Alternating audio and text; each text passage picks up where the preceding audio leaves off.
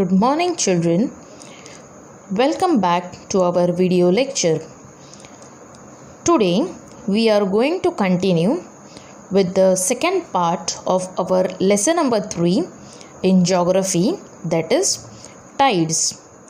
Now, in our previous video, we have already studied about gravitational force and centrifugal force, and I hope you have understood about both of them. Now in our today's video, we are going to study about tides, how the tide occurs and types of tides. The following factors are responsible for the occurrence of tides: the gravitational pull of the moon and the sun, as well as that of the earth. Now, maybe you will say that there is no gravitational force for the moon, because when the human beings they are going on the moon, they are floating into the air. They are not stable, or they cannot be pulled by the gravitational force. So thus there is an absence of gravitational force on the moon. But here what happens when there is a tide, when the tides are occurring, the water is coming forward and it is going backward. That time the moon, the sun and the earth, all of them are applying their energy or their force on the water which is there into the sea, and that is why it is given the gravitational pull of the moon and the sun as well as that of the earth is acting or is responsible for the occurrence of the tide. The next one we are going to see is revolution of the earth around the sun and the indirect revolution of the moon around the sun. So this we had already studied in the previous lesson, that the moon is revolving around the earth. But what happened when the moon is revolving around the earth?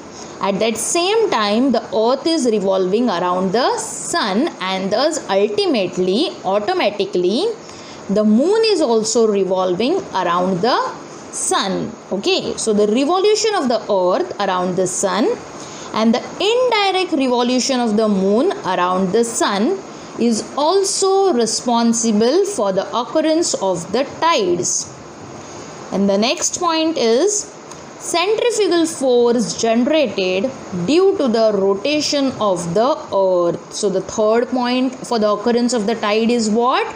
The centrifugal force. So what is this force? Centrifugal force is which is pulling us opposite of the gravitational force, right? So the centrifugal force which is generated is pulling the water away from the gravitational force, and that is why there is a movement of the water in the form of tides, and thus they are moving forward and backward. So these are the three reasons for the occurrence of the tide. Now let's see what this figure tells us. This is the occurrence of tides. The figure here, you can see in this figure, the first one they had given, that is North Pole, the first interior part which is covered in blue color, you can see that is the earth. Okay, then the outsider which is shown, the gravitational force, centrifugal force, you can see the arrows which are shown as black color, they are the gravitational force, and the transparent arrows which are there, they are the centrifugal force. You can see here. Okay, these are the gravitational and these are the centrifugal force.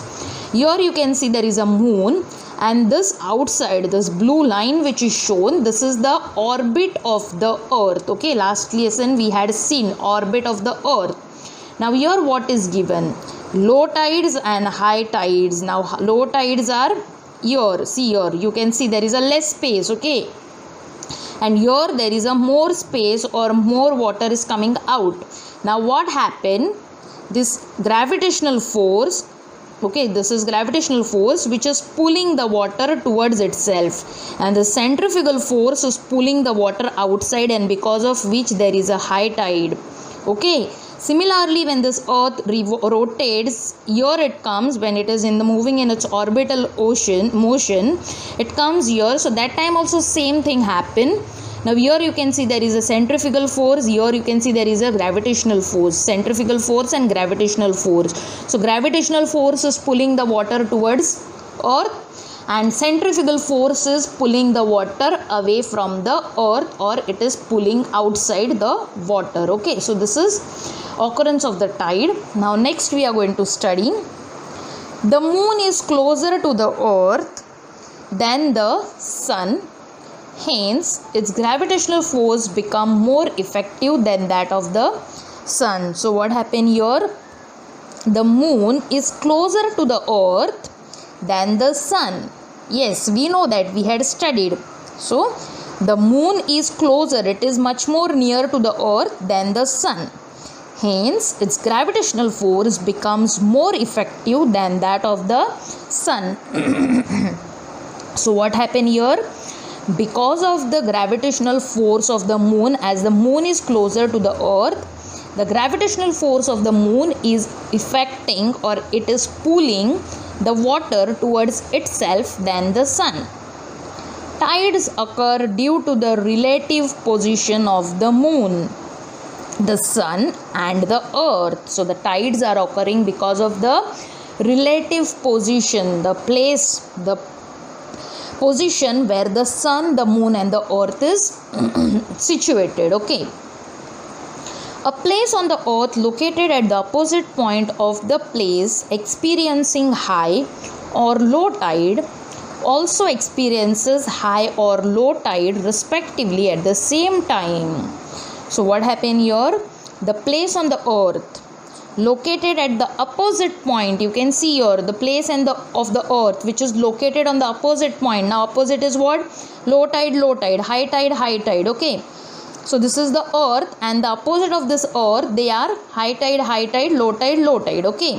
So what they had given here, a place on the earth located at the opposite point of the place experiencing high or low tide also experiences high or low tide respectively at the same time. So now here, for example, here if suppose this is a north pole and this is a south pole, so if the north pole is experiencing low tide, even the south pole will experience low tide because they are opposite to one another. Okay, and this part is experiencing high tide, so even this part, that is the east and the west, will experience high tide. Okay, so that is what is explained here. This is a result of the centrifugal force, and this is happening why? Because of the result of the centrifugal force. This is a result of the centrifugal force. Okay, see figure 3.6 and try to understand the location of the high and the low tides on the earth. So this is the figure, and we had already studied about this figure. Okay, now let's see. When there is a high tide at 0 degree meridian, the 180 degree meridian also experiences high tide. Now if this is a earth and if this is a 0 degree meridian, okay, so now this 0 degree meridian, or maybe just consider this as a 0 degree meridian so that you will be able to understand clearly. If this 0 degree meridian is experiencing high tide, then the opposite to that is 180 degree meridian. Okay, so this will also experience high tide. Understood? So that is what is given here. When there is a high tide at 0 degree meridian, the 180 degree meridian, which is exactly opposite to the 0 degree, that will also experience high tide. Okay, and the next one, the meridians that are at right angle to those having high tide will experience low tide at the same time. If it is a high tide at 0 degree and 180 degree meridian, then at which meridian will low tide occur? So accordingly what they had given, the meridians that are at the right angle. So right angle, the meridians which are at the right angle, that will be 90 degree. So of course this is 0, this is 180, so this will be 90 and this will be 360, and thus they will be occurring, or they will be experiencing low tide. So what is given here? The meridians that are at the right angle to those having high tide will experience low tide at the same time, right? So these are at 90 degrees. Here this is 90 degree formed. Here also this is 90 degree formed. So here it is 0, 90, 180 and 360. So they both are experiencing low tide. Okay, so that is what is given here. It is high tide at 0 degree, 180, then which is the meridian which is in the low tide? It is 90 degree and 180 degree, 360 degree. Okay, next. Now the next one we are going to study about the types of tides. As the timing of the tide varies every day, the range of the tide also keeps on changing. So as the time of the tide changes, varies every day. Now already in the beginning I had explained you all. Now if suppose today if the high tide started at 12 o'clock in the noon time, afternoon, today night at 12 o'clock 25 minutes the high tide will get over. So after that there will be a low tide. So tomorrow approximately that high tide will get over by approximately near about 12 o'clock and 50 or 50 minutes. Okay, 50 minutes or 55 minutes. So as the time of the tide vary every day, the range of the tide also keeps on changing. So the intensity of the tide also keeps on changing. Generally, the highest high tide occurs on full moon and new moon day, whereas on the days of the first and the third quarter, the high tide is at its minimum. Spring tide and nip tide are the two types of tide. So what they had given, generally the highest high tide, that is the water is at its highest point, or the water is the high tide, that is the water is coming out on the seashore with the great speed or force, that is known as highest high tide, occurs on full moon and the new moon day. Okay, whereas on the days of the first and the third quarter, in the previous lesson we had studied all this. What is the full moon day, what is the new moon day, what is the first quarter, what is the third quarter, what is the waning and what is the waxing of the moon. So thus on the first and the third quarter, the high tide is at its minimum. Okay, that is very low. Spring tides and nip tides are the two types of tides. Let's see what is spring tide. On new moon and full moon days, the gravitational pull of the sun and the moon act in the same direction. Due to this, the total pull increases. So what happened? On the new moon and the full moon day, the gravitational pull of the sun, here you can see the picture is given here.